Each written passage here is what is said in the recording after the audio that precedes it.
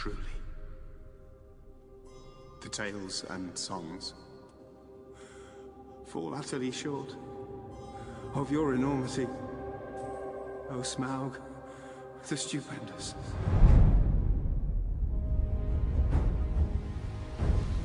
We are the dwarves of Erebor. We have come to reclaim our homeland. I offer you my help. How do we know he won't betray us? We don't.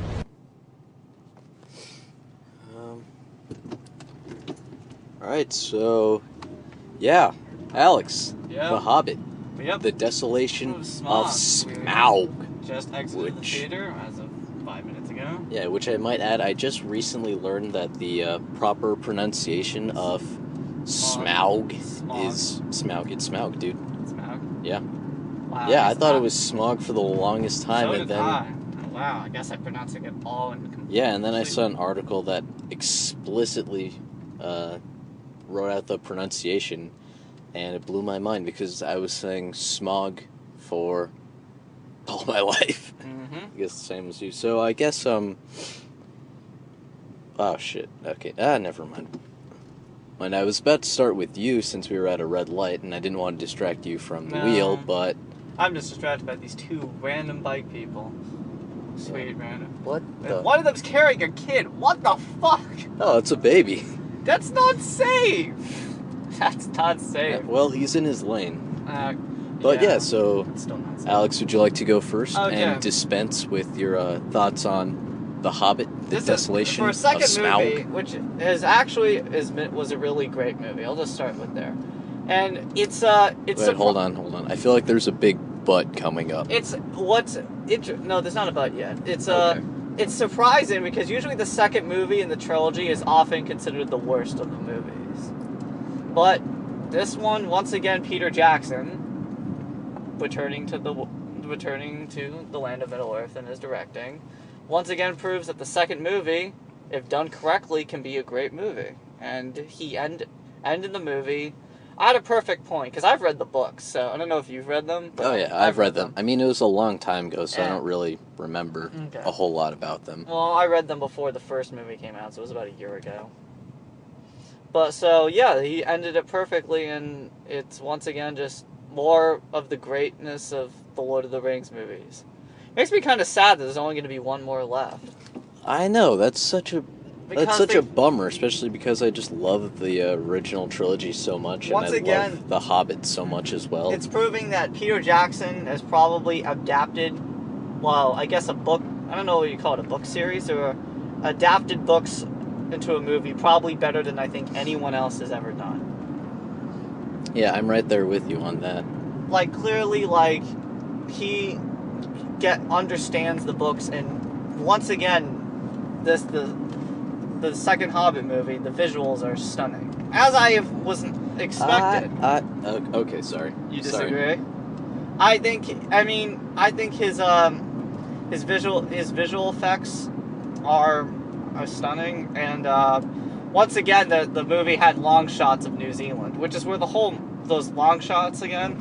Yeah. Land of the Kiwis, or which once again whatever is a New basically like a Zealander sounds giant like. New Zealand tourism video throughout the movie. It's like long shot New Zealand. Okay, back to the movie.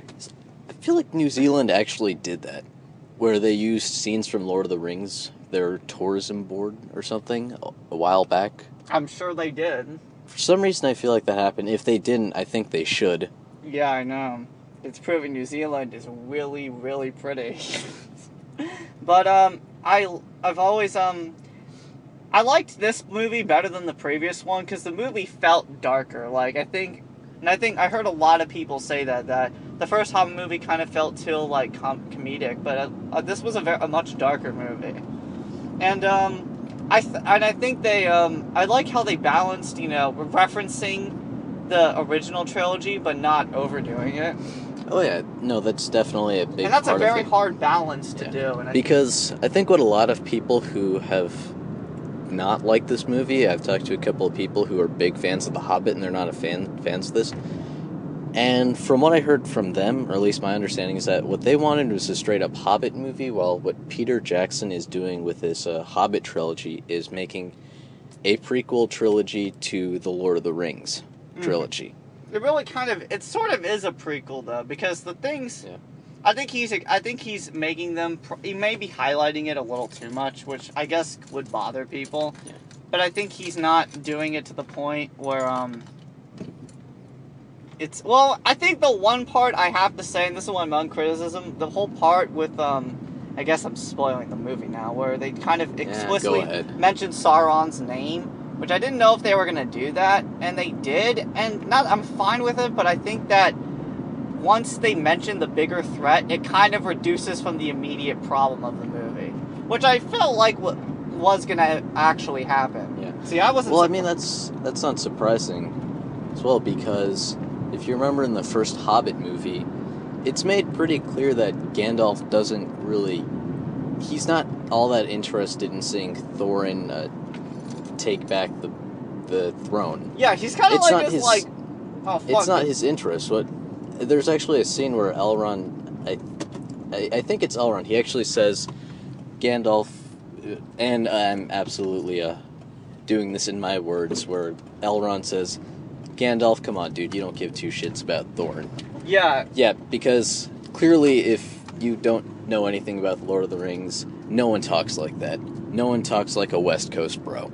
Yeah, but that's basically what he's saying. And then Gandalf saying. says, I know. And then he says, it's about the dragon, which makes sense because they all know that Sauron's not gone for good, that he's going to come back eventually, and having a dragon on their side is a big, big deal.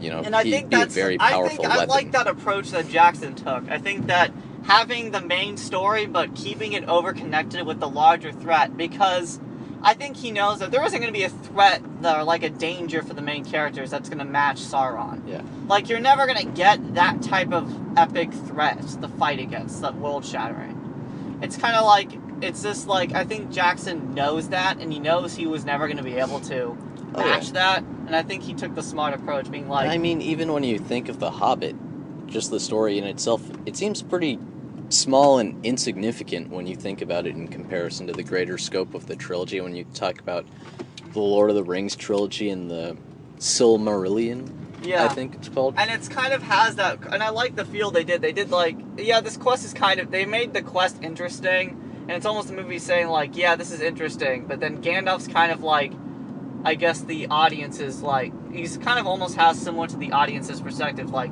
this is interesting, but there's some bigger stuff coming along the way. There's Gandalf's like, oh god, I gotta go deal with this right now. Peace, guys. There's something far more important in this world, and Thorin does play a part in it, but he's not the center of it. Yeah. Is, I think, what Jackson was going with. Yeah. And I like that. I think, as do you. And you know what's interesting is that I liked who was the actress that played that female elf that Legolas kind of has a thing for? Or that she has a thing for him? Oh, actually, okay, we'll talk about Legolas later. Yeah. But that was Evangeline Lilly, who, I think she played one of the characters in Lost. Oh, yeah, she did, didn't she?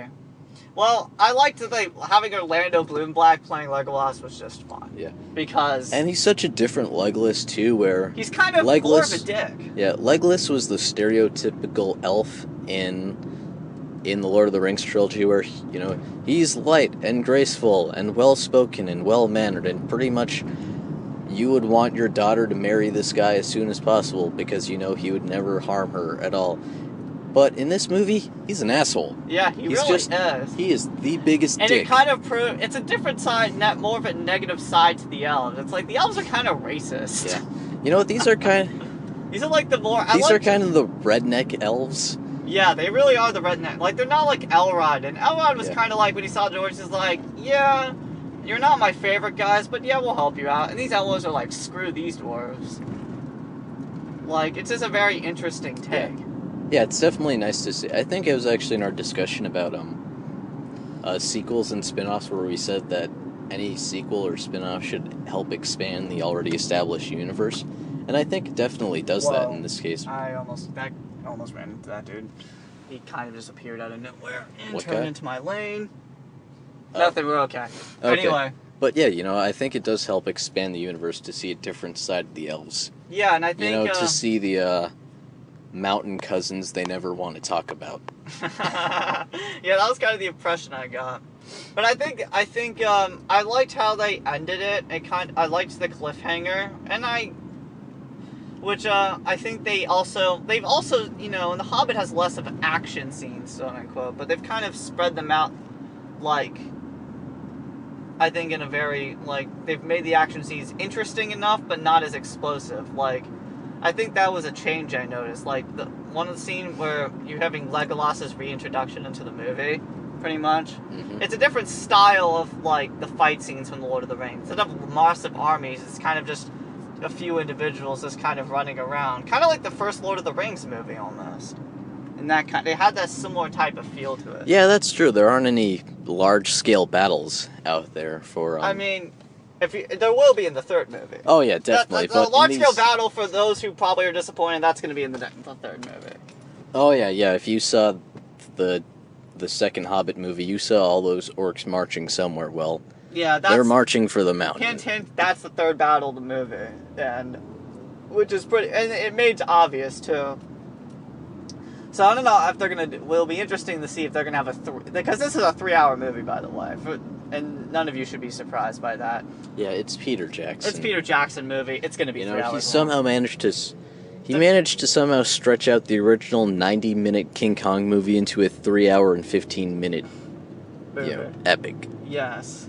And, you know, and his movies don't feel long. Even though they're 3 hours long, they never feel like they're running too long. Okay, wait. Well, Return of the King, the last 30 minutes were not necessary at all. Yeah, when there were 4 different endings. People on the internet put it, when Frodo went gay. But yeah, it kind of dragged for me, but then again, that was because... Okay, and also... but that was because that was the second time I saw the movie. Oh yeah, you saw the movie the second time, so it probably felt longer to you than it did to me. Yeah. Also, I like the actor playing the younger Bilbo. He's a better... Which is ironic, because I like this guy. I wish he had been the actor in the Lord of the Rings movie instead of Frodo. That would be Martin Freeman. Martin Freeman. Yeah, he's great as Bilbo, especially for a more comic role, since I feel like Bilbo, at least in this movie, he's portrayed not as kind of as the comic relief. Yeah, the main character is the comic relief character, which is, I think, kind of it's a very different... Like, that's very unusual in a movie. But it's also just the expressions he makes when he is confronted with some insane situation, or little hand motions that he makes. I think it's great. And I wish Martin Freeman should have probably played Frodo. This man. Yeah. Not digging. And also, in talking about specific roles, I think we do have to point out Benedict Cumberbatch as Smaug. Yes. Smaug. I don't know. That just worked out perfectly. Benedict Cumberbatch doing the voice. I didn't know that he could have such a menacing voice, but... No, I didn't either, but... It apparently worked... Oh, wait, no. Yeah, it worked very well. I don't know why it's but up here, but... If you don't... Oh, sorry. Yeah, and I think, Peter Jackson always chooses his actors very well, so that didn't surprise me. Also, I liked, the actor who played...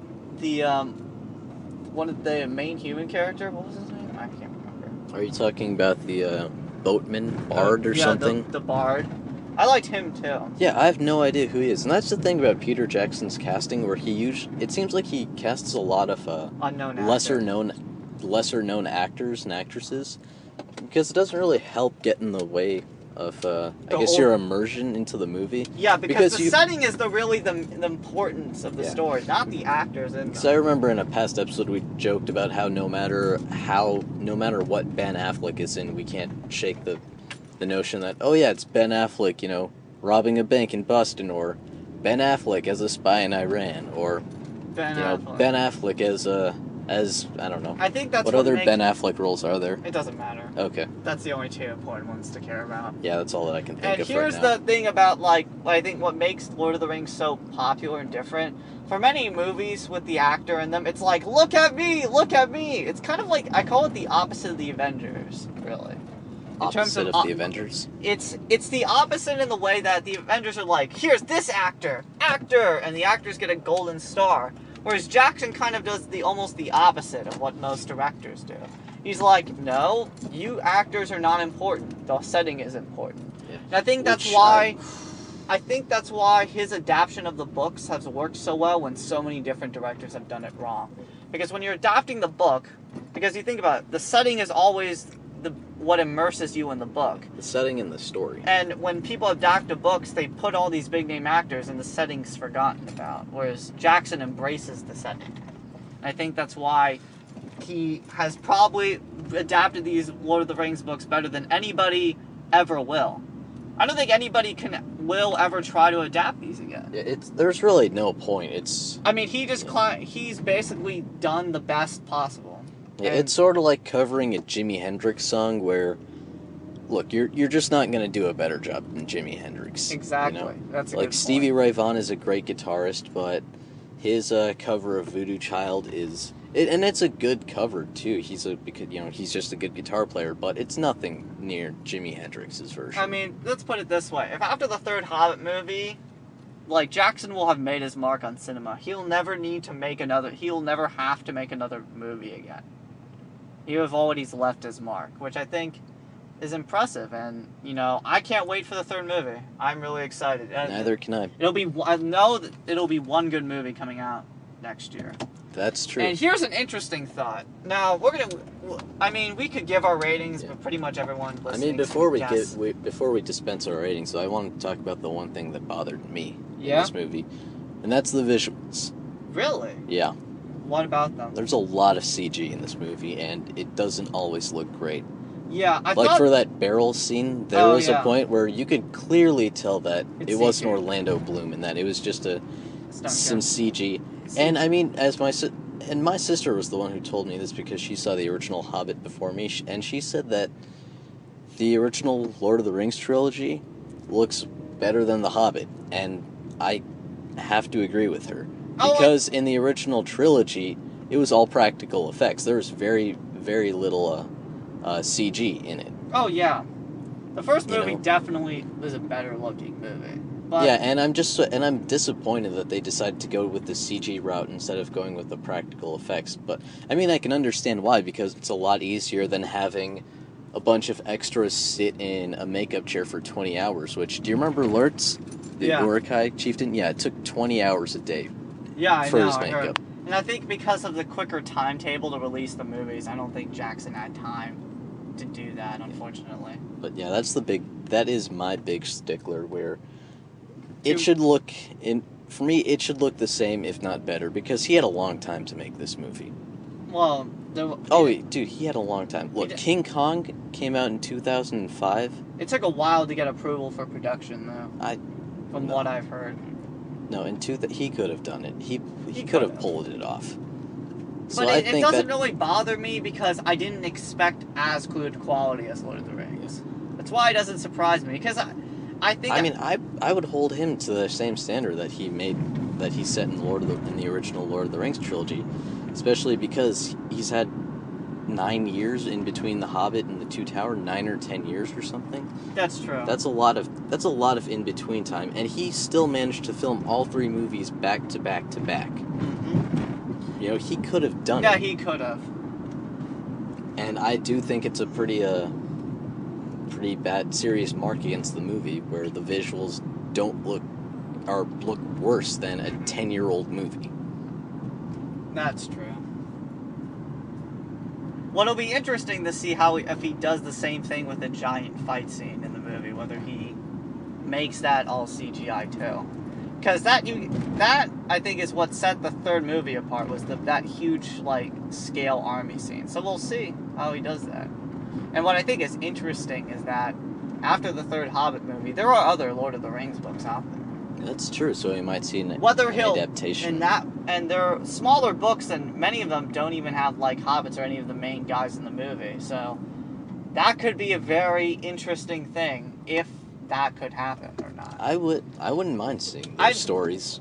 I wouldn't put it past the studio, given how well they're doing right now. Oh yeah, because it's just the moment you attach the Lord of the Rings name and Peter Jackson to anything, it's going to make a ridiculous amount of money. It's filling theaters, and I'd be down for more.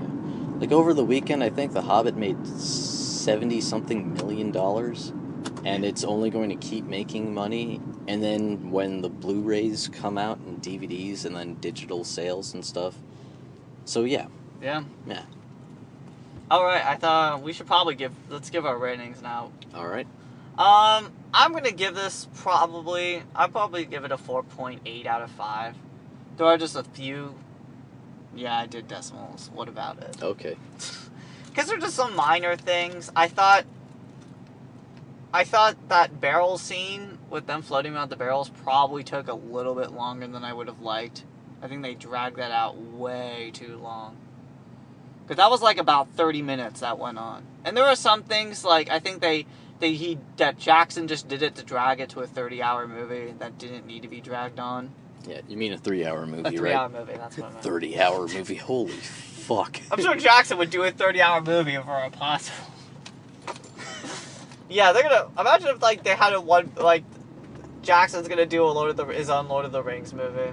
That could be... And so, that's 4.8 out of 5, because there are just some scenes I thought it got dragged out just because Jackson wanted a three-hour movie. Like, he needs... Like, it's almost like an addiction to him. I think he needs movies to be that long for some reason that I don't understand. Yeah, so I'm going to give this a solid 4 out of 5 because the visuals really did bother me and I really was disappointed. Really? I really was. You really don't like CGI? I did. It really bothered me. CGI doesn't bother me that much, but when it's CGI like this where it doesn't match up to... Once again, I'll say it again. It doesn't look as good as a 10-year-old movie, and that's a problem for me. Mm. And also, as you pointed out, they did drag it out a whole bunch. Mm-hmm. Especially with that barrel riding scene and some of the action, and just with those long-winded action sequences that really could have been cut down. Yeah, there were a few action sequences that that dragged out too long. Especially the thing with the spiders too. Which I felt like was the only action scene I really got gripped about being too long, because I felt like they were just retreading some of the older movies. Like, yeah. They were just retreading the Two Towers again, which I didn't feel like there needed to be a giant spider scene since we already had that. But it's nothing that didn't surprise me, though, in any way, that he would retread old things. But, I don't know, I don't know, maybe they retreaded too much of the previous 3 movies, but yeah, I don't know. It's a hard balance to maintain, and I feel like Jackson does it better than anybody, though. Yeah, I don't think they really retreaded a whole lot of stuff, but yeah, and I can't wait for the 3rd movie to come out. I'm super excited, and I'm going to be super sad. And yeah, I know, I will be too. You know what I hope they do? So, for The Return of the King, at some theaters, what they did is that they played both movies, The Fellowship of the Ring and The Two Towers, before The Return of the King, and it just went straight in. And I heard from a lot of critics and writers who did that, and they said it was honestly the greatest time they've ever had in a movie theater. Watching all 3 back-to-back? Yeah, back-to-back, and before for the premiere of The Return of the King. So I don't know. I'd be down to do that. If they do it for The Hobbit, I would love to do that. I'm down. I'm sold on that. I mean, they're gonna, and they're eventually gonna release all the Hobbit and all the Lord of the Rings movies as a box set one day. I guarantee that's gonna happen. Yeah. And we're gonna have to marathon all 6 movies. We will marathon the extended cuts. We're gonna need a lot of snack food for that. I found something in the Goblin Tunnels.